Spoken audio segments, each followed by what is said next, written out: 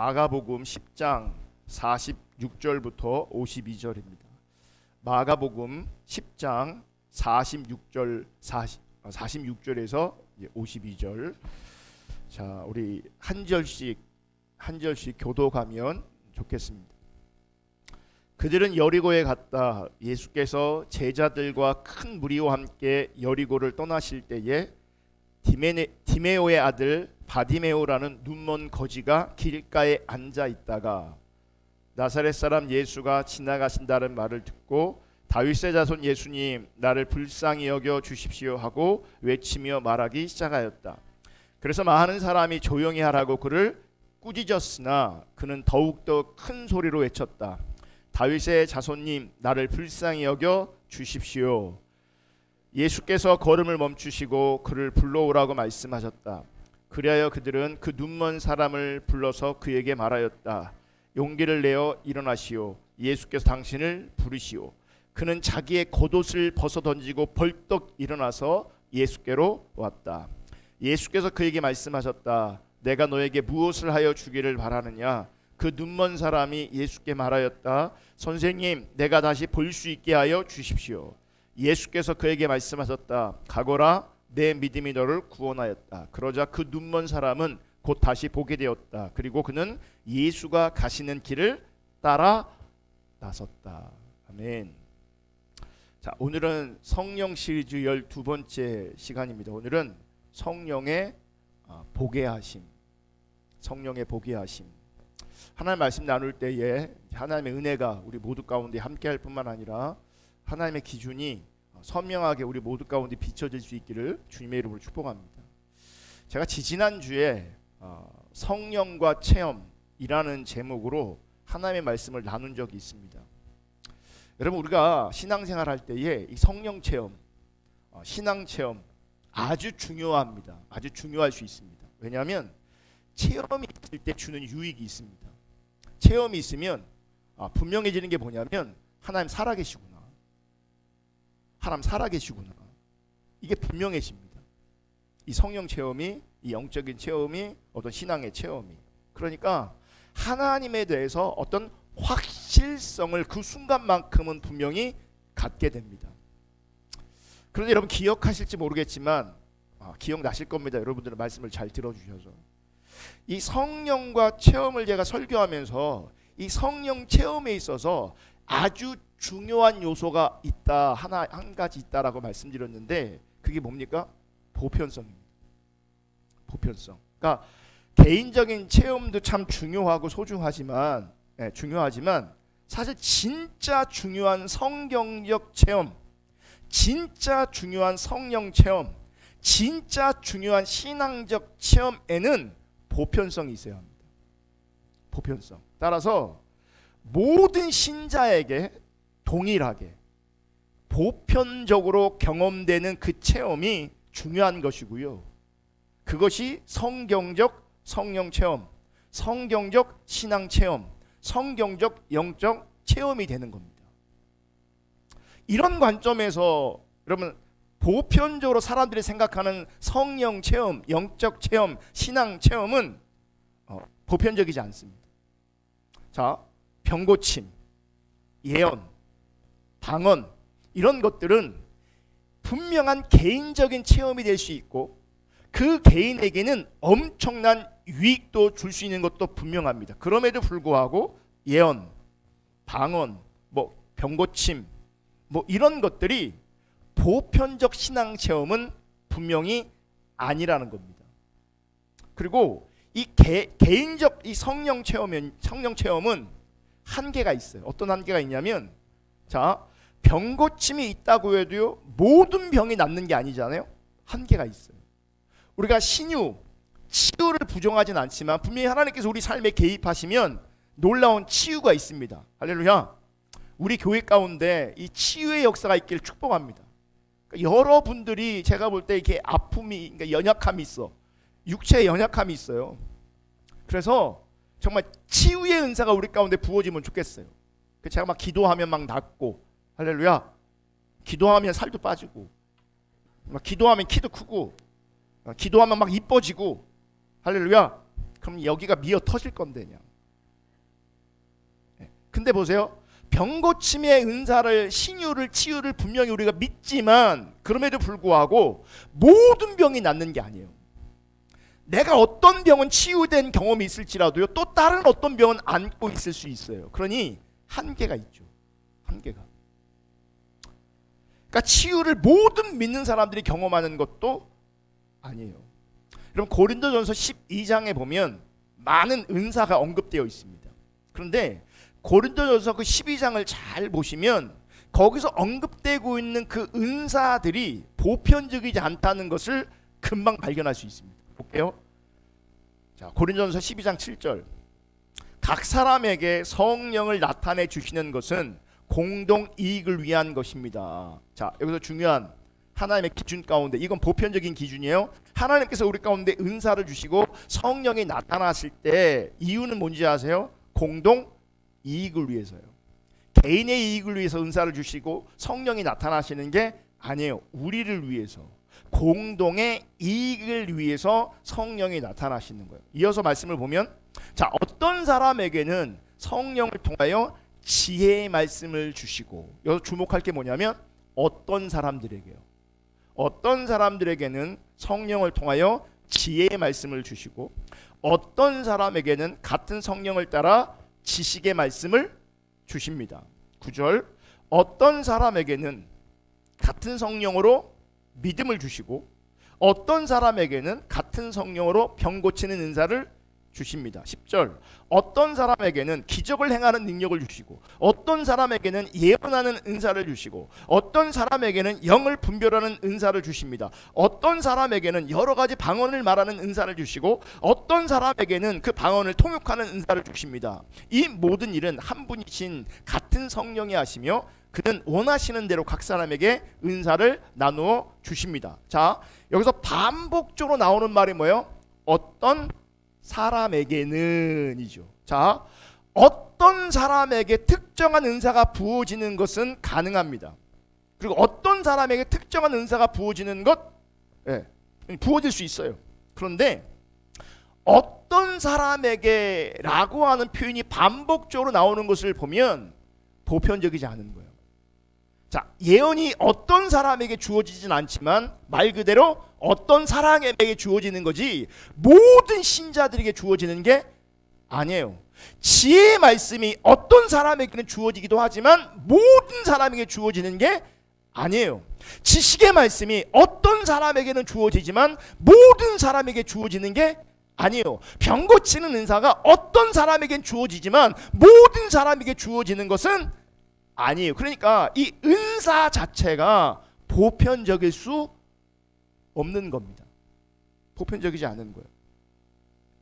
그래서 여러분, 나에게 주어진 은사가 있다면, 어떤 체험이 있다면 그건 감사함으로 받으면 되지만 내가 받은 그 체험과 그 은사를 누구에게 강요해서는 안 돼요.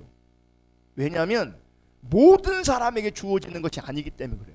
그러니까 모든 사람에게 주어지는 것인데 이 사람만 못 받고 있다라고 한다면 강요할 수 있어야 돼요.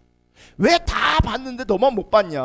다 예언하는데 왜 너만 예언 못하냐? 다 방언하는데 왜 너는 방언 못하냐? 다 지식의 말씀이 있는데 왜 너만 지식의 말씀이 없냐? 이거는 보편적이기 때문에 요구하고 강요해도 되는데요. 성령 체험 이 은사는요, 보편적인 게 아니기에 내가 받았을지라도, 나에게 체험이 있을지라도 그것을 누군가에게 강요해서는 안 돼요. 그러면 안 돼요. 달라요. 하나님의 주권 아래서 교회 공동체 이 공동 유익을 위해서 어떤 사람들에게 각각 필요에 따라 성령님께서 이런저런 은사를 나누어 주시는 거예요. 그러니까 저분에게는 저런 은사가 있고 저분에게는 저런 은사가 있는 거예요. 아멘. 다른 거예요. 근데 여기서 보편적인 진리는 뭐냐면 이게 다 성령님의 주권 아래 있다는 거죠. 이거는 보편적이지만 은사 자체는, 여러 은사 자체는 보편적이지 않아요. 아멘. 여러분, 오늘 우리는 그래서 오늘 함께 읽었던 그 본문의 말씀을 통해서 신자에게 있어야 될 참된 신앙적 경험, 제한적이고 부분적인 경험이 아니라 보편적으로 절대적인 경험에 대해서 다시 한번 조금 더 생각해 보려고 합니다. 그럼 오늘 본문에 보면 앞을 보지 못하는 눈먼 거지가 나오는데 그의 이름은 바디메오라고 합니다. 참고로 오늘 본문에 이게 눈먼 거지, 눈멀었다라고 하는 표현이 나오는데요. 이게 이제 시각 장애인이죠. 옛날 개역 한글 성경에는 소경이라고 되어 있습니다. 소경. 그런데 시각 장애인이 맞는 표현입니다. 소경은 바른 표현이 아닙니다. 그러니까 시각 장애인을 좀 하대할 때 부르는 표현이 소경이에요. 그래서 소경이라는 표현을 쓰면 안 돼요. 부적절한 표현입니다. 그래서 개역 한글 성경에서 개역 개정으로 넘어오면서 이 소경이란 말이 어떤 말로 바뀌었냐면 맹인이라는 말로 바뀌었어요. 그러면 맹인은 옳은 말일까? 제가 전문가한테 여쭤봤어요. 우리 교회 전문가가 있잖아요. 전문가. 네. 여쭤봤더니 그러니까 시각 장애인이 옳은 말이고 맹인이란 말도 이제 같이 사용할 수 있다. 그러니까 개역 개정 성경은 이제 바르게 번역하고 바르게 표현한 거죠. 그래서 저도 오늘 그 시각 장애인을 그러니까 맹인이라고 성경적 표현 그대로, 세번역은 눈먼 자라, 눈멀었다라고 표현하더라고요. 네. 그래서 이제 맹인이라는 표현을 제가 주로 쓰려고 합니다. 오늘 본문에 보면 한 맹인이 예수님을 만나게 됩니다. 예수님을 만남으로 말미암아 볼 수 없었던 그 세상을 보게 되는 기적을 경험합니다. 기적을. 그러니까 치유가 일어난 거죠. 치유가. 자, 그러면 오늘 바디메오가 이 경험한 볼 수 없었던 세상을 보게 된 이 기적의 사건이 우리에게도 적용될까? 자, 어떻게 보면, 어떤 관점에서 보면 이게 보편적인 사건이 아닐 수 있잖아요. 왜냐하면 상황이 달라요. 우리는 맹인이 아니잖아요. 이분은 맹인이잖아요. 이분은 못 보고 있어요. 우리는 보고 있어요. 그러니까 우리랑 나랑은 상관없는 말씀이 될 수 있다고요. 그러니까 어떻게 접근해 보면 오늘 그냥 과거에 있었던 한 사건, 한 이야기로 전락해 버릴 수 있습니다. 나와는 아무런 상관이 없는. 그런데 말씀을 잘 보면 오늘 말씀 안에 보편적인 진리가 있고요. 그 보편적인 어떤 신앙의 체험을 우리 가운데 요구하십니다. 성경은요, 우리에게 뭘 말씀하고 있냐면 예수님이 누구인가를 알려주는 책이 성경입니다. 예수님이 누구인가. 그러면 그 성경을 통해서 예수님이 누구인가를 우리가 알게 됨으로 말미암아 예수님이 우리 가운데 함께 하시고 우리에게 하시는 일이 무엇인가를 알게 되는 겁니다. 그걸 무엇을 통해서 알게 된다고요? 성경. 다시 한번 말씀해. 성경을 통해서 예수님이 누구신가를 알게 되고 예수님이 누구신가를 알게 됨으로 말미암아 그 예수님이 우리 가운데 함께 하시면서 그분이 나에게, 우리에게 어떤 일을 하고 계시는가를 알게 되는 겁니다. 무엇을 통해서요? 성경을 통해서. 그리고 우리에게 일어나는 일들, 하나님께서, 예수님께서 일하시는 일들이 무엇인가를 알게 된다 그랬잖아요. 그래서 우리에게서 일어나는 일들, 우리가 경험하는 일들을 통해서 예수님이 함께 하시고 살아서 역사하신다는 것을 우리 삶의 자리에서 우리 또한 실감되게 체험하게 되는 겁니다. 여러분, 성경이 말하는 진리 중에 하나가 뭐냐면 예수님은 쉬지 않고 자기 백성을 도우시고 살피신다는 겁니다. 예수님은 자기 백성을 살피세요. 예수님은 자기 백성을 돌보세요. 예수님은 자기 백성을 인도하세요. 할렐루야. 문제는 이게 성경에 말하는 진리임에도 불구하고 문제는 우리가 이거를 잘 못 느낀다는 거예요. 우리가 실감하지 못한다는 거예요. 예수님은 쉬지 않고 자기 백성을 돌보시고 살피신다고 말씀하시는데 우리는 이렇게 예수님께서 나를 돌보시나? 나를 살피시나? 라고 하는 부분에 있어서 쉽게 실감하지, 체험하지 못하고 있는 거예요. 사실 우리 시대에 교회에 다니는 많은 사람들 중에는요, 예수님의 함께 하심을 실제로 경험하지 못하는 경우가 엄청 많습니다. 정말 많습니다. 그러니까 예수님을 실제로 경험하기보다는 도리어 나한테 예수님이 없는 것 같아요. 그러니까 예수님이 없는 것 같으니까 예수님의 힘으로, 예수님의 도우심으로 사는 것이 아니라 나의 힘으로 홀로 살아가는 나를 발견하게 되는 거죠. 그러니까 이런 상태가 많은 사람들이 누리고 있고 경험하고 있는 실제인 거죠. 예수님이 함께 하심을 경험하는 게 아니라, 예수님이 함께 하심을 실감하는 것이 아니라, 예수님이 없는 게 실감, 나 혼자 살아가는 게 실감되고 체험되어지는 거죠. 그럼 왜 많은 사람들은 그렇게 생각할까? 그렇게 여기게 될까? 그러니까 이론은 하나님이 함께 하신다고 말하는데 나는 왜 함께 하신 하나님을 누리지 못할까? 실감하지 못할까? 왜 그럴까? 여러분, 아무리 내 삶을 들여다보고 내 주위를 들여다봐도요, 아무리 생각해봐도 예수님이 함께 하시고 역사하신다고 말할 만한 체험이 나한테 없는 거예요. 나한테. 그러니까 그런 느낌이 있어야 되는데, 그게 보여지든 들려지든 느껴지든 뭔가가 있어야 되는데, 하나님이 나와 함께 하신다, 예수님이 나와 함께 하신다라고 볼 만한, 인정할 만한 그 어떤 느낌, 체험, 이게 없는 거예요. 그러니까 하나님이, 예수님이 나와 상관없는 것 같아. 항상 나 혼자 있는 것 같아. 왜 이러냐? 예수님이 누구인지 알지 못하기 때문에 그래요. 그러니까 예수님이 누구신지 알지 못하기 때문에 우리에게 역사하시고 우리 가운데 함께 하시는 그 예수님의 일조차도 보지 못하는 거죠. 보지 못하니까 예수님이 없는 것 같고, 함께 하지 않는 것 같고, 나를 안 도와주시는 것 같고, 나는 혼자 있는 것 같은 그런 생각을 가지게 되는 겁니다. 그럼 오늘 본문에 보면 맹인 바디메오가 나옵니다. 맹인 바디메오. 여러분, 예수님 당시, 그러면 시간적으로 2000년 전이잖아요. 그 옛날 맹인으로 산다는 거 한번 여러분 생각해 보세요. 그 옛날 맹인으로 내가 산다. 여러분, 맹인이 할 수 있는 일이 아마 거의 없을 겁니다. 무슨 말이냐면 그가 스스로 경제 활동할 수 없었을 겁니다. 그러니까 경제 활동을 할 수 없는 그가 생계를 위해서, 먹고 살기 위해서 할 수 있는 유일한 게 뭐겠어요? 구걸이에요. 그래서 오늘 본문은 눈먼 거지라고 표현하고 있는 거예요. 그러니까 구걸하며 사는 거예요. 구걸하면서. 보세요. 맹인입니다. 구걸하고 살고 있습니다. 그러니까 밑바닥 인생 산 거죠. 정말 밑바닥 인생. 다시 말하면 정말 비참한 인생을 그가 살고 있었던 겁니다. 여러분, 이런 비참한 인생의 밑바닥에서 살고 있던 그에게 오늘날 이런 얘기가 들립니다. 나사렛 예수다. 나사렛 예수가 지금 지나가고 있다. 저기 나사렛 예수래 라고 하는 예수에 관한 소리가 바디메오에게 들렸습니다. 여러분, 이 소리를 들은 맹인 바디메오는 바로 예수님께 소리 지릅니다. 오늘 본문 47절을 보세요. 나사렛 사람 예수가 지나가신다는 말을 듣고, 여기 안에 여러분 많은 게 포함되어 있는 거예요. 누군가가 예수다 그러는 거죠.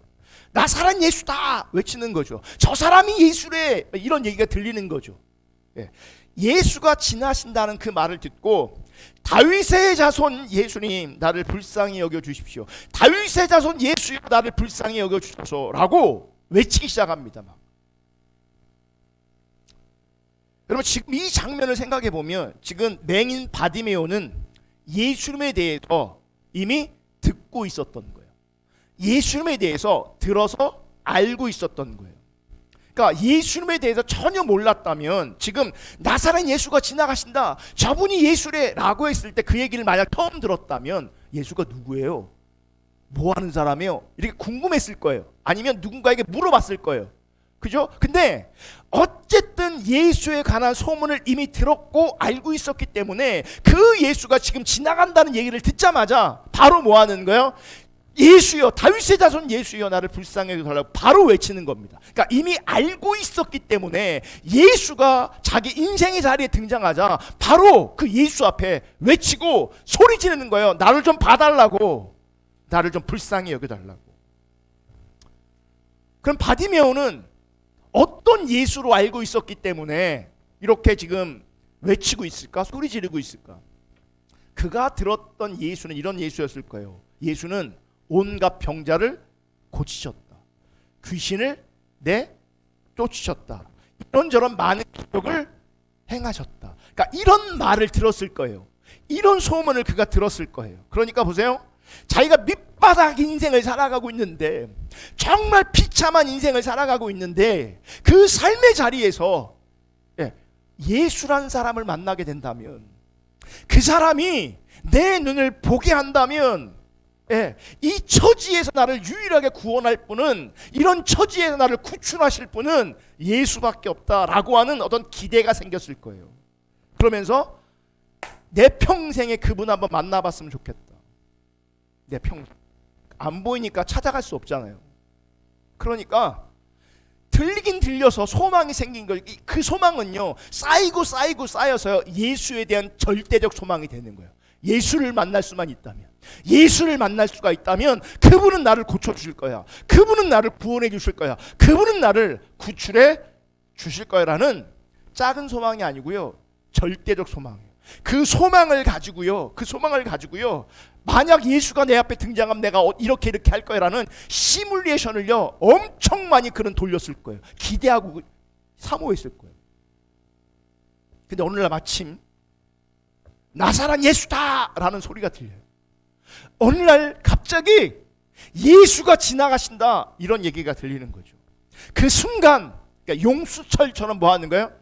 튀어나오는 거예요. 그렇게 갈망했고 시뮬레이션을 돌렸던 거죠. 예수가 나타나면 내가 이렇게 할 것이다, 이렇게 해야 된다, 그렇게 생각했는데 마침 그 예수가 등장할 때에 용수철처럼 뭐 하는 거예요? 튕겨나가는 거죠. 다윗의 자손 예수여, 나를 불쌍히 여겨달라고 절박하게 소리 지른 겁니다. 절박하게. 여러분, 당시 예수님 당시 예수님에 대한 소문을 들었던 사람은 많습니다. 그러니까 바디메오만 예수님에 대해서 들은 게 아니에요. 여러분, 예수님 사역하실 때 예수님의 인기는요 엄청났습니다. 요즘 시대에 비교하면요 방탄소년단 같은 그런 인기가 예수님한테 있었어요. BTS 이제 나오나 방탄하니까 아무도 모르는 것 같아서 네. 그러니까 어쨌든 이분이 엄청나게 인기가 있었던 거예요. 그러니까 유명인사인 거죠. 유명인사. 그러니까 예수님이 지나가실 때 나사렛 예수다 라고 외치는 거죠. 그만큼 인기가 있었어요. 그만큼 유명 인사였어요. 그런데 보세요. 예수님이 지나가시는 그 길에 있던 많은 사람들이 있었는데 그 많은 사람들이 예수님에 대해서 바디메오, 맹인 바디메오 같은 반응은 아니었어요. 그 많은 사람 중에 유일한 한 사람, 맹인 바디메오만 예수님의 등장에 소리쳤어요. 나를 불쌍히 여겨달라고. 많은 사람들이 예수님에 대해 들었고 예수님이 지나가는 현장에 정말 많은 사람들이 있었지만 그럼에도 불구하고 그들은 바디메오처럼 그렇게 행하지 않았어요. 바디메오처럼 그렇게 외치지 소리 지르지 않았어요. 왜 그럴까? 여러분, 누군가에게는 이토록 간절하고 절박한데 누군가는 그저 호기심으로 예수를 바라보는 거예요. 유명한 연예인 바라보듯이 예수를 바라보는 거예요. 자, 예수라는 존재는 한 사람인데 이 예수님 앞에 누군가는 너무나 절박해서 누군가는 너무나 간절해서 외치고 소리 지르고 있는데 어떤 사람들은 그냥 유명한 사람 바라보는 연예인 바라보듯이 예수님 바라보고 있는 거죠. 호기심에. 왜 그럴까? 왜 그럴까? 예를 들어 볼게요. 여러분, 세계에서 제일 잘 나가는 암 전문가가 있다고 보세요. 암 전문가. 이분 뭐 아무리 심각한 암이라도 이분 손을 거치면 다 나아. 너무 유명해. 예. 너무 유명해. 그런데 보세요. 아무리 암 전문가라고 할지라도요, 모든 사람이 이 사람을 찾아가진 않아요. 왜요? 건강한 사람들에게는 암 전문가가 필요하지 않아요. 뉴스에 나올 정도로 아무리 유명할지라도 건강한 사람에게는요, 그냥 그분은 유명한 사람이에요. 그냥 실력 있는 사람일 뿐이에요. 그러니까 신기하게 볼지 모르겠지만, 호기심을 가지고 볼지 모르겠지만 그를 찾아갈 필요가 없어요. 왜냐하면 나는 건강하니까. 나는 암과 상관이 없으니까. 그런데 보세요. 시한부 인생을 살고 있는 암 환자가 있다면, 그 의사가 지금 내 앞에 있다면 이분에게 절대적 희망을 가질 겁니다. 죽기 전에 저분 한번 만나면 좋겠다. 죽기 전에 저분의 치료를 받으면 좋겠다. 죽기 전에 저분의 수술이라도 한번 받으면 좋겠다. 어쩌면 저 의사만이 나를 살려줄 수 있겠다라는 기대가 생길 겁니다. 그죠? 그런데 그 사람이 지금 내 앞에 있다라고 하면 여러분 그냥 내버려 두겠습니까? 자기 얘기하겠죠. 내가 이러면 아프다고. 당신이 나를 좀 치료해 주면 좋겠다고. 이렇게 안 하겠습니까? 그죠? 여러분 오늘 본문에 나오는 맹인 바디메오는 예수님을 향해서 절박하게 자신을 불쌍히 여겨달라고 소리 지르고 있습니다. 자, 지금 바디메오는 자신을 불쌍히 여겨달라고 소리 지르고 있는 것을 보면 지금 바디메오는요 자신을 불쌍한 존재로 여기고 있는 겁니다. 그러니까 나를 어떻게 해요? 불쌍히 여겨달라고 하는 거예요. 왜? 내가 밑바닥 인생을 살고 있으니까. 내가 불쌍한 인생을 살고 있으니까. 그리고 예수님을 이해하되 정말 불쌍한 처지에 있는 자신을 구출해 줄 분으로 예수를 이해하고 있었던. 그러니까 주를 바라본 거죠. 여러분 여기서 아주 중요한 보편적 진리가 있습니다. 그러니까 어떤 사람들에게만 해당되는 진리가 아니라 보편적, 우리 모든 사람들에게 해당되어지는, 요구되어지는 보편적 진리가 있어요. 뭐냐면 첫째, 자신이 어떤 처지에 있는 존재인지를 알아야 돼요. 내가 어떤 처지에 있는가를 알아야 돼요. 두 번째, 예수님이 누구인가를 알아야 돼요. 그러니까 내가 어떤 존재인가를 알고 예수님이 누구인가를 아는 그것이 예수님을 향한 간절함으로 나타나게 되는 거예요. 첫째 뭐라고요? 자신이 어떤 처지에 있는 존재인가 알아야 된다. 두 번째, 예수가 누구신가를 알아야 된다. 세 번째, 그 자리에서 예수님을 향한 간절함이 나온다. 자, 간절함이 없다. 2번이 문제인 거예요. 예수님이 누군가를 모르는 거죠. 그럼 왜 예수님을 모를까? 안 찾으니까 모르는 거거든요. 그럼 왜 안 찾냐? 1번, 내가 어떤 존재인가를 모르기 때문에 그래요. 나를 알면 예수가 필요해. 그 예수를 간절히 찾게 되어 있어요. 자, 오늘날 신자가 깊이 통찰해야 되는 것이 바로 이겁니다. 내가 내 처지를 아는 것, 내가 어떤 처지에 있는 존재인가를 아는 것, 예수님이 누구신가를 아는 것, 거기서 주님을 향한 간절함이 나온다는. 그러니까 이런 통찰이 우리 가운데 있어야 돼요. 기본적으로 해서 1번이 중요한 거죠. 나에 대한 통찰. 내가 어떻게 어떤 처지에 있는가, 내가 얼마나 불쌍한 처지에 있는가. 그러니까 나 자신의 이 불쌍함, 내가 얼마나 불쌍한 자로 살아가고 있는지에 대한 깊은 통찰이 우리 가운데 있어야 주님이 누군가를 찾게 되고 주님을 알게 되고, 그러면서 그 주님을 향한 갈망함이, 갈급함이 있게 되고 그 간절함으로 주님을 찾게 되는 거예요. 아멘. 나의 처절한 불쌍한, 이 불쌍한 처지, 나의 존재성 아실 수 있는 그 은혜가 부어지기를 축복합니다. 그리고 예수님이 누군가를 알아야 돼요. 예수님만이 나의 이 불쌍함을 해결해 줄 수 있는, 예수님만이 나의 이런 처지를 해결할 수 있는 분으로 알아야 돼요. 아멘. 그러면 이 바디메오 같은 이 간절한 처절한 외침으로 예수님께 나올 수 있는 거예요. 그런데 문제는 우리는 나 자신에 대한 이런 통찰이 부족하다는 겁니다. 아니 부족한 정도가 아니고요, 어떤 많은 사람들에게는요 이런 자신을 향한 통찰이 없어요. 그리고 저는요 오늘날 영적으로 너무나 어둠이 짙은 시대라고 제가 표현을 그렇게 자주 하잖아요. 그러니까 어떤 분들은 정말 그분이 있는 그 삶의 자리에서 처절하게 간절하게 주님을 찾을 필요가 보임에도 불구하고 정작 그 당사자는요 그렇게 처절하지 않아요.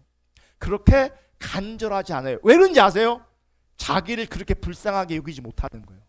자기의 처지를 못 보는 거예요. 그러니까 예수님도 모르고, 그러니 이 간절함, 처절함, 바디메오 같은 그 처절한 외침이 없는 거예요. 없어요. 도리어 우리 가운데 있는 건 이거예요. 나 자신을 불쌍하게 여기는 자신의 처지를 아는 게 아니라 다른 사람보다 내가 잘 살지 못하는 것 때문에, 다른 사람보다 많이 누리지 못하는 것 때문에, 다른 사람보다 많이 가지고 있지 못하는 것 때문에 불만이 있고 짜증이 있어요. 강팍함이 있어요. 다시 말하면 자신을 하나님 관점에서 불쌍한 존재로 여기지 못해요. 그냥 비교하면서 쟤네는 있는데 왜 나는 없냐, 쟤네는 저만큼 누리는데 왜 나는 못 누리냐, 이런 관점이 있다 보니까, 이런 관점만 있다 보니까 불만과 짜증, 그러면서 우리의 심령은 굳어져요. 강팍해져요. 강팍해져요. 여러분 보세요. 우리 관계성 안에서 우리 부모님을 바라보면서 우리 자녀들이 불만과 짜증이 있다, 그분을 주님 못 찾아요. 주님 못 찾아요. 찾아지지 않아요. 자기 삶의 자리에 불만족과 짜증이 가득 차 있잖아요. 그분은 주님 삶의 자리에 주님 못 찾아요. 찾을 수가 없어요. 불만과 짜증, 강팍한 마음만 가득 안고 예수는 없고 기쁨과 감사를 잃어버린 상태로 근근히 살아가고 있는 것 자체가 사실은 하나님 앞에서 얼마나 불쌍하고 비참한 인생인가를 보지 못하는 거죠. 여러분, 내 안에 불만을, 짜증을, 강팍함을 보시고 그게 불쌍함 자체라는 걸 보셔야 돼요.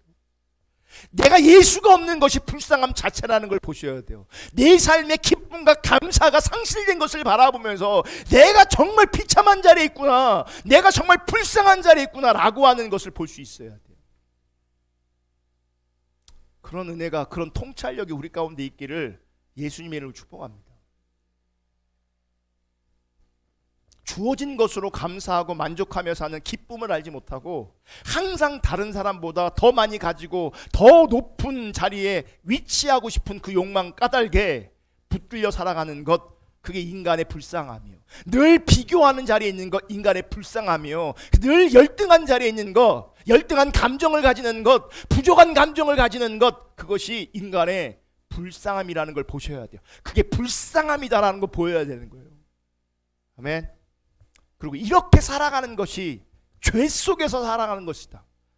이렇게 인간의 현실이 이 죄 속에서 살아가는 것이 나의 현실이고 우리 현실이다 라고 하는 것들이 우리 가운데 선명하고 분명하게 비춰져야 돼요. 아멘.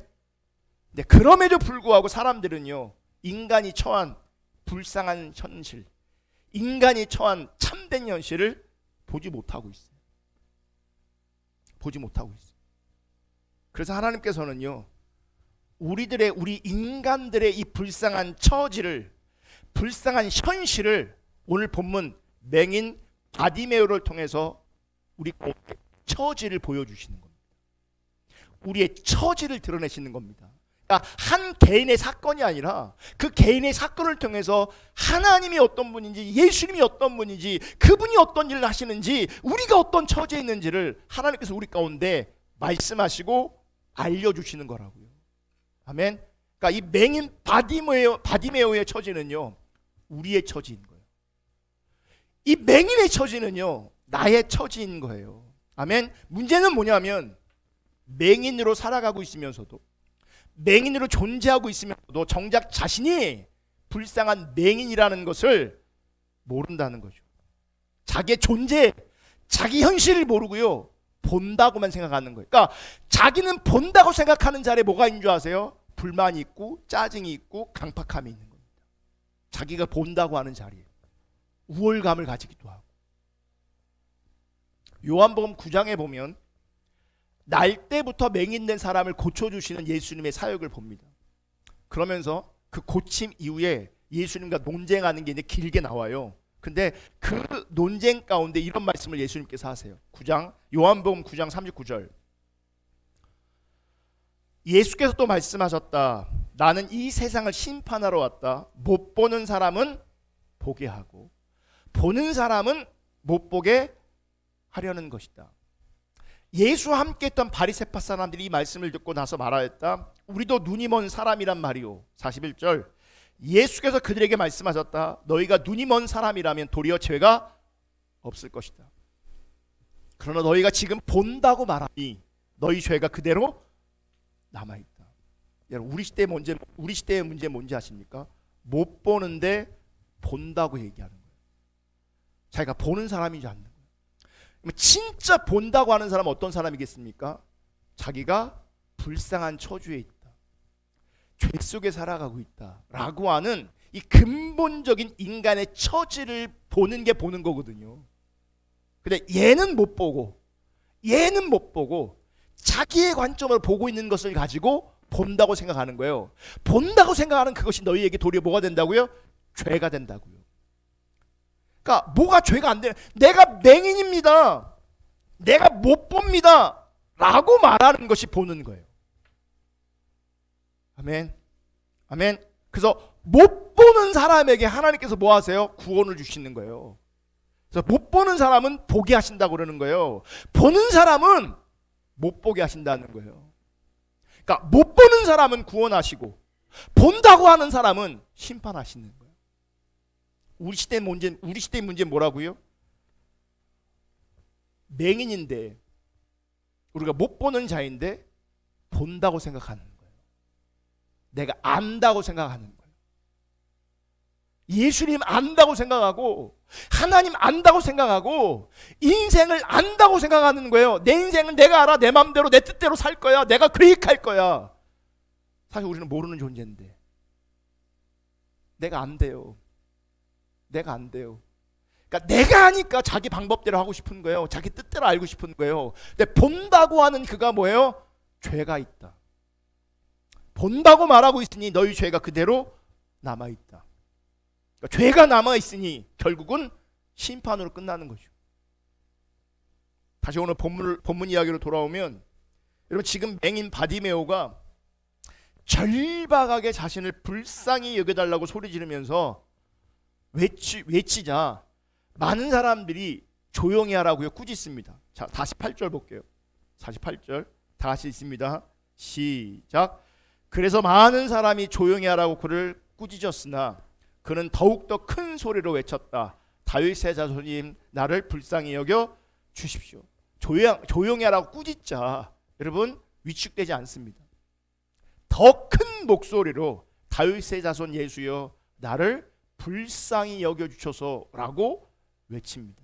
여러분 지금 바디메오의 마음에는요 오직 예수님만 향해 있습니다. 오직 예수예요.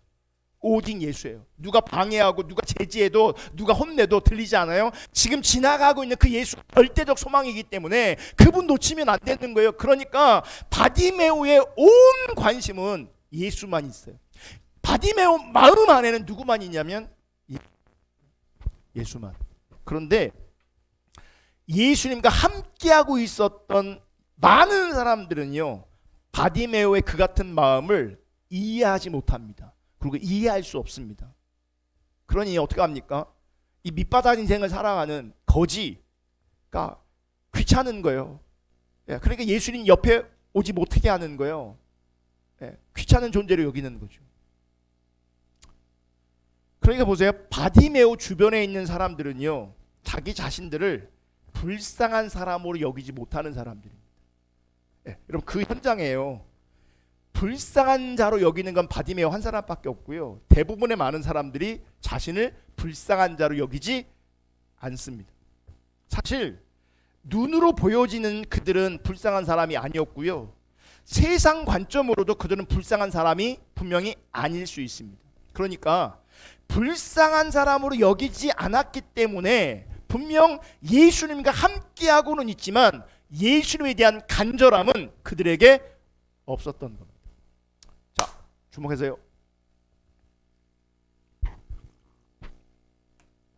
예수님과 지금 함께하고 있어요. 예수님 지금 따라다니고 있어요. 그런데 문제는 자신들이 불쌍한 존재로 스스로 인정하지 못하니까 그렇게 안 보여지니까 문제는 예수님과 함께 있음에도 불구하고 예수님을 향한 간절함은 없다는 거예요. 그냥 예수님을 뭐 하는 거예요? 따르고 있을 뿐이에요. 간절함 없이 그냥 예수님을 따르고 있고 간절함 없이 그냥 예수님과 함께하고 있는 거예요. 그러니까 몸은 예수님을 따라가고 있지만 몸은 예수님과 함께하고 있는 것 같지만 마음은 다른 데 있어요. 그게 지금 예수님 주변에 있던 많은 사람들의 형편이고요. 또 제자들의 형편이었어요.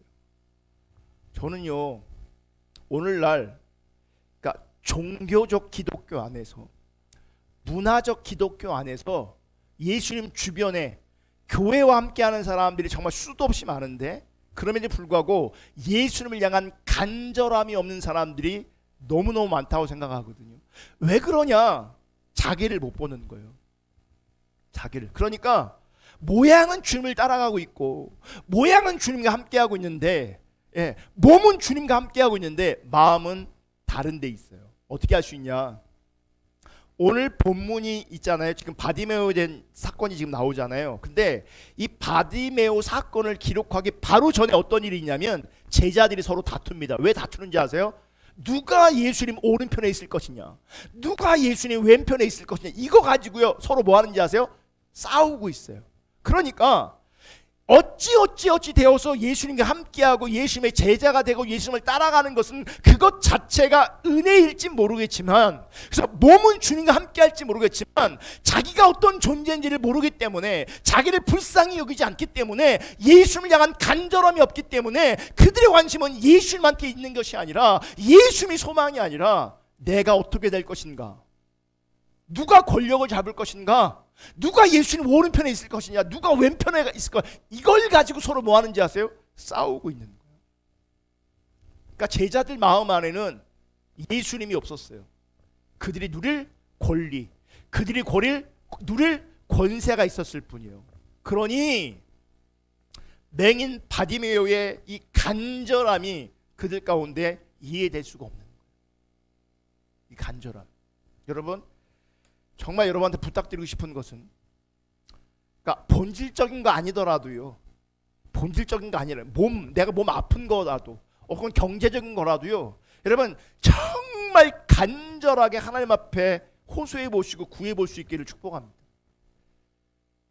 근데 여러분, 우리가 그런 간절함이 없다니까요. 몸이 아파도 간절하지 않아요. 몸이 아파도, 돈이 없어도 간절하지 않아요. 우리가 영적으로 얼마나 지금 망가져 있는지, 영적인 건 말도 못하고는 근처도 못 갔고요, 우리의 심령이 얼마나 굳어져 있고 완악해 있고 강팍해 있는지 정말 눈앞에 보이는 내 필요, 내 자식 문제 하나만으로도요 기도를 못해요. 아세요? 제가 옛날에 중고등부 사역할 때, 그때는 제가 막 반짝반짝 했거든요.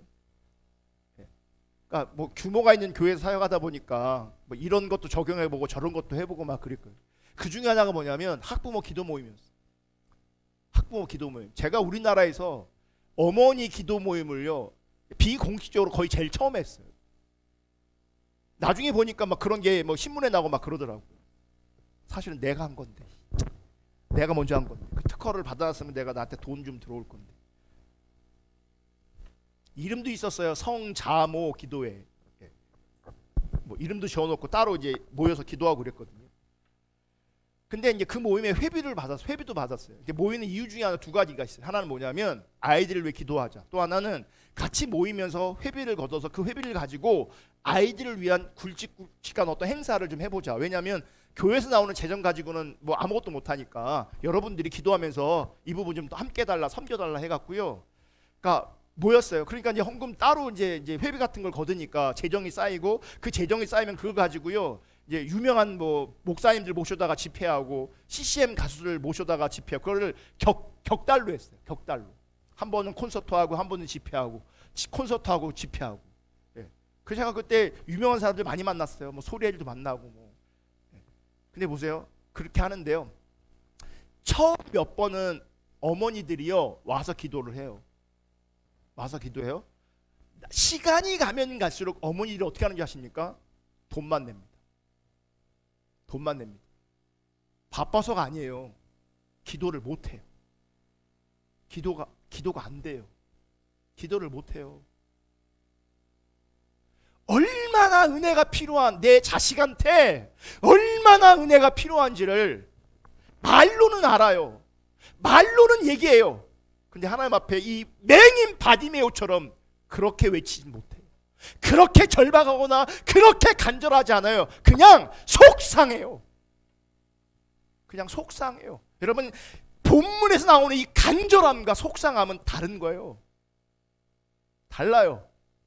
처지를 인식이 안 되니까, 처지 인식이 안 되니까 나 자신을 바라보면서도, 내 자식을 바라보면서도, 내 몸뚱아리를 바라보면서도, 내 현실을 바라보면서도요, 속상하지, 안타깝지. 근데 애통이 안 돼요. 애통이 안 돼요. 이 상황에서 나를 건져주실 분은, 이 문제에서 나를 건져주실 분은 예수밖에 없다는 인식이 있다면 정말 절박하게 주님 찾아야 되는데 속상만 하다니까요. 생각만 한다니까요. 그만큼 우리가 하나님과 멀어져 있어요. 그러니 몸뚱아리가 아픈데 이걸 느끼지 못하는 자리에 있는데, 눈앞에 있는 어떤 것도 간절함이 없는데 이 영적인 걸 가지고요, 하나님과 관계성 안에서 우리가 어떻게 간절하고 어떻게 처절하게 하나님 앞에 나아갈 수 있겠어요?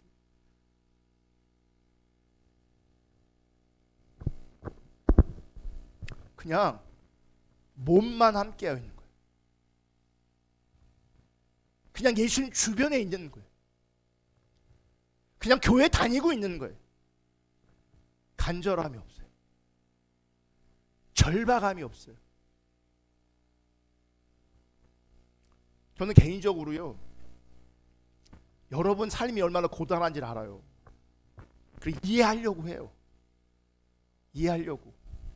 근데 한편으로 또 이해가 안 되는 게 뭐냐면, 내 삶이 정말 고단하고 영적으로 척박하기에, 정말 피곤하기 때문에, 힘들기 때문에 내가 어디서 위로받을 거예요? 어디서 회복될 거예요? 예배함을 통해서 주님 앞에서 이게 회복되고 위로받아야 되는 거 아닙니까? 그래 안 그래요? 여러분, 우리가 말하는 정말 예배, 우리가 일주일에 몇 번으로 예배를 모입니까? 여러분 삶의 자리에 예배를 얼마나 모이고 있냐고요? 여러분 개인적으로 얼마나 절박하게 주님께 예배하고 있냐고. 그거 못하고 있잖아요. 그러니까 공식적으로 유일한 이 자리, 유일한 이 시대, 특별히 코로나 때문에 많이 모이지도 못하는 이 시대에 이 시간을 그냥 허비해버린다면, 그냥 이 시간이 그냥 통째로 날아가 버린다면, 그 말이 안 되는 거거든요. 제가 한편으로 이해하지만 한편으로 이해하지 못하는 이유 중에 하나가 뭐냐면 경험이 있어서 그래요. 여러분 군생활하면요 되게 피곤하거든요. 제가 훈련소 생활할 때, 여러분 누가 사회생활하다가 그런 훈련을 받아봅니까? 누가 인생 살면서 그런 억압 아래 있습니까? 말도 함부로 못하지. 여러분 짝다리도 못 치고 이것도 못해요. 우리는 자연스럽게 하잖아요. 이것도 못해요. 그러니까 군대라는 환경에 들어가면요 모든 게 억압이에요. 여러분 군대 들어가잖아요. 훈련소 들어가잖아요. 한 2주 3주를 똥이 안 나와요. 긴장해갖고. 그러니까 똥까지 쌀 수 없을 만큼 똥도 나오지 않는 그런 억압적인 환경에서 훈련은 얼마나 빡신데, 몸은 얼마나 고단한데, 얼마나 힘이 든데, 맨날 듣는 게 욕이에요. 맨날 듣는 게 욕이라고. 여러분 자다 보면 깨워. 1시간 불침범설하고. 여러분 그런 현장에서, 그런 상황 속에서 제 유일한 위로의 자리는요 예배의 자리였어요. 그 예배 드리러 갈 때요 교회가 멀어갖고요 한 30분 40분 걸어갑니다. 예배 자리 가는 데까지 30분을 걸어가야 합니다. 비 오면 비 맞고 걸어가야 합니다. 그러면요 그 1시간 내내 저는 울어요. 절박해서, 간절해서. 찬송을 부를 때 그냥 부른 적이 한 번도 없어요.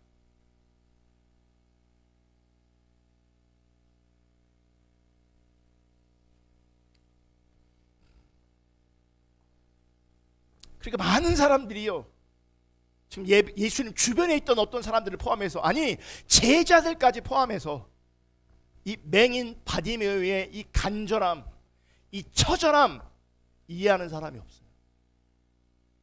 이해하는 사람이 없어요. 예수님이 오늘 바디메오에게 51절에 이렇게 물으세요. 다시 있습니다. 51절 시작. 예수께서 그에게 말씀하셨다. 내가 그에게 무엇을 하여 주기를 바라느냐.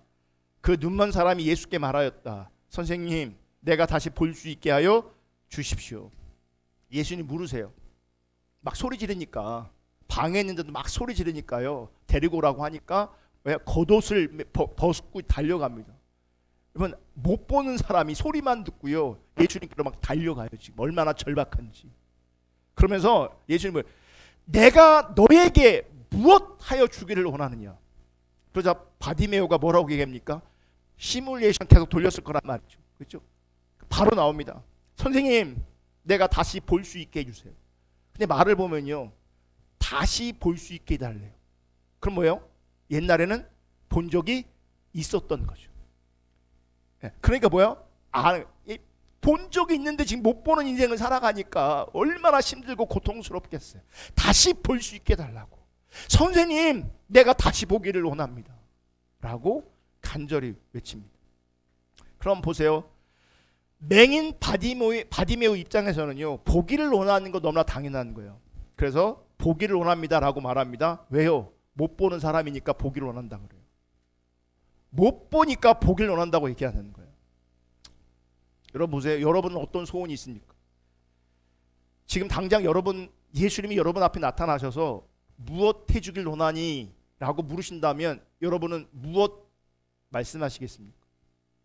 지금 예수님께서 디모데에게 내가 너에게 무엇을 하여 주기를 바라느냐라고 물으신 건요, 그 얘기를 원하고 바라는 걸 들은 다음에 내가 들어줄게 라고 하는 의미가 아닙니다. 이미 예수님은 마음 가운데 저 사람의 눈을 띄워주는, 보게 할 거라는 예수님이 하시려고 하시는 그 일이 마음에 있으셨어요. 그러니까 그분이 행하실 일이 이미 결정되어 있었어요. 그리고 물으시는 겁니다. 자, 예수님의 뜻은 뭐라고요? 눈을 뜨게 하는 것, 보게 하는 것. 왜냐면 못 보니까 보게 하는 것이 예수님의 일이었어요. 물어요. 네가 원하는 게 뭐냐? 보고 싶습니다. 보고 싶습니다. 지금 보기 원한다는 이 말은요, 예수님이 하고자 하시는 일과 바디메오가 원하는 일이 정확하게 일치된 걸 말하는 거예요. 그럼 보세요. 우리가 주님 앞에 나와서 우리가 구하는 것이 예수님이 행하실 그 일과 일치되어져야 되는 거예요. 먼저 우리가 구할 게 뭔지 아십니까? 보기로 합니다. 나의 불쌍함을 보기로 합니다. 나의 처지를 보기로 합니다. 내가 생명의 나라를 보기로 합니다. 내가 하나님 나라를 보기로 합니다. 이 땅이 아니라, 이 세상이 아니라 주님을 보기로 합니다. 하나님 나라를 보기로 합니다. 보기로 합니다. 라고 고백할 때, 그걸 간절하게 원할 때 그 원함이 예수님의 원함과 일치되어서 우리 가운데 보게 되는 역사가 있게 되어지는 거예요. 할렐루야. 여러분, 예수님은 우리의 사정을 아세요. 그런데 문제는 정작 우리는 우리의 사정을 알지 못한다는 거예요. 내 진짜 사정, 내 진짜 사정. 내가 알고 있는 사정은, 내 인생은 왜 이렇게 꼬였냐, 나는 왜 가지지 못하냐, 누리지 못하냐, 이런 사정 말고, 그거 말고 진짜 근본적이고 본질적인 사정을 주님께서는 아시는데, 문제는 내 사정을 내가 모른다는 거예요. 바리새인들처럼 못 보는데 본다고 생각하고 있어요. 간절함이 없는데 신앙생활하고 있다고요. 간절함이 없는데 교회 다니고 있다고요. 그러니 보세요. 정작 내 사정을 알지 못하니 항상 예수님의 뜻과는 벗어난 채 그냥 나의 길을 혼자 가는 거예요. 여러분, 우리의 사정을 아시는 예수님께서 하늘로 가시면서 예수님 대신 성령님을 우리 가운데 보내셨습니다. 우리를 도우라고 보내신 겁니다. 누구를요? 성령님. 여러분, 예수님이 아시는 진짜 우리의 사정은 세상만 바라볼 뿐 하나님이 이루신 생명의 세계를 보지 못하는 맹인이라는 겁니다. 우리가 못 보는 자라는 겁니다.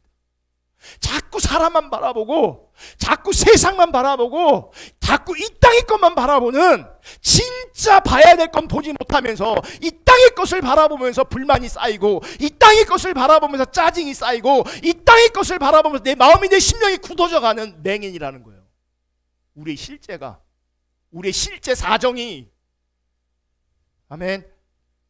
이런 사정을 하시는 예수님께서 우리로 하여금 새로운 세계를 볼 수 있도록 하시기 위해서 누구를 보내셨냐면 성령님을 보내신 거예요. 성령님을. 아멘. 그러면서 신자는 그 성령님과 함께하면서 이렇게 주 앞에 고백해야 돼요. 주님, 나를 불쌍히 여기소서. 주님, 내가 보기로 합니다. 주님, 나를 불쌍히 여기소서. 주님, 내가 보기로 합니다.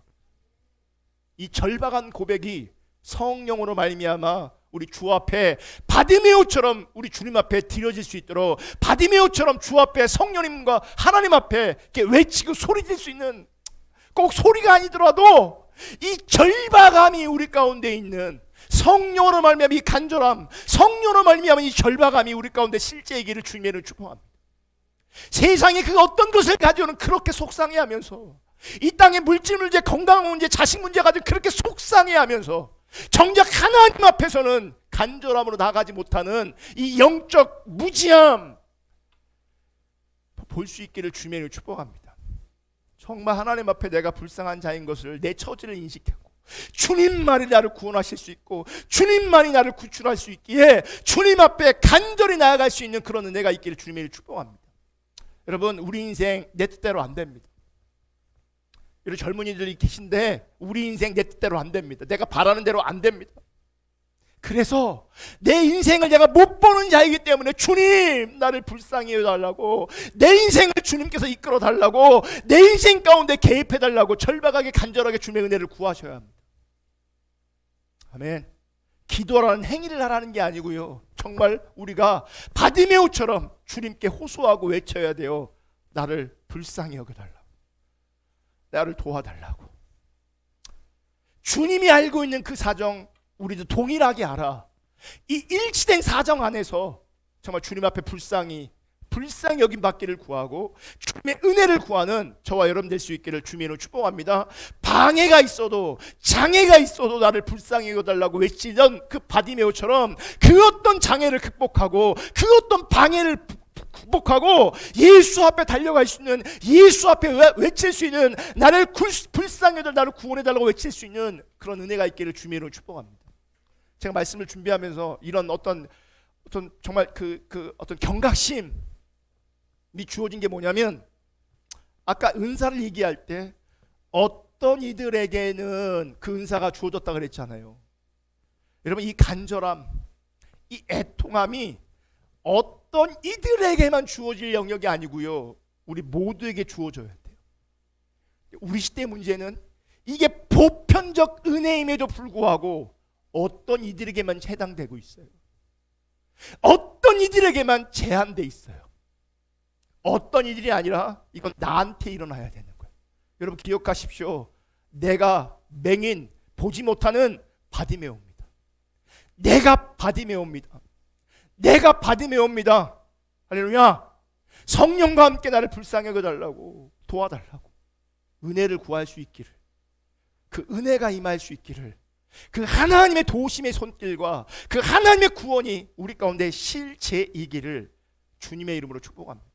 오늘날 젊은이들이, 우리 자녀들이 왜 하나님 앞에 온전히 자라지 못하는가? 자기가 안 보여요. 우리 애들은, 우리 젊은이 자기가 안 보여요. 자기가 죄인인 게 안 보여요. 자기가 얼마나 불쌍한가가 안 보여요. 그래서 우리가 더 구해야 돼요. 하나님 보게 해달라고, 보게 해달라고. 우리가 얼마나 죄인인가, 얼마나 은혜가 필요한 존재인가 보게 해달라고, 알게 해달라고. 그래서 엎드릴 수 있는 그 은혜가 우리 모두 가운데 부어질 수 있기를 주님의 이름으로 축복합니다. 아멘. 우리 세 번째 드렸던 찬양 같이